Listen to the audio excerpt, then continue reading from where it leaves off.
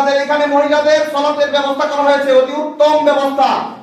যারা যারাই এই কর্মের সাথে সম্পৃক্ত তাদের জন্য দোয়া করছি, আল্লাহ যেন তাদেরকে উত্তম প্রতিদান দান করেন। আমিন। কারণ রাসূল সাল্লাল্লাহু আলাইহি সাল্লাম ঈদগাহ ময়দানে মহিলাদের আসার জন্য জোর তাগিদ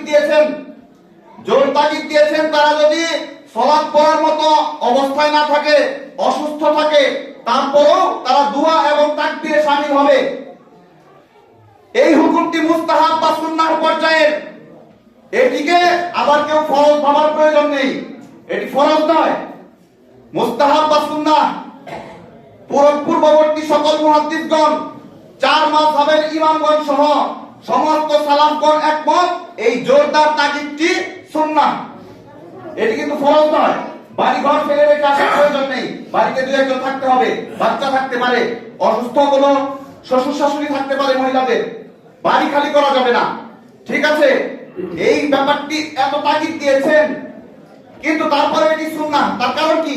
তার কারণ আরো অন্যান্য হাদিস আছে। হাদিসের ব্যাখ্যা বিশ্লেষণ আমরা পূর্ববর্তী মুহাদ্দিসগণের কাছ থেকে নেব। আমাদের মন গড়া কোনো ব্যাখ্যা বিশ্লেষণ করতে পারবো না।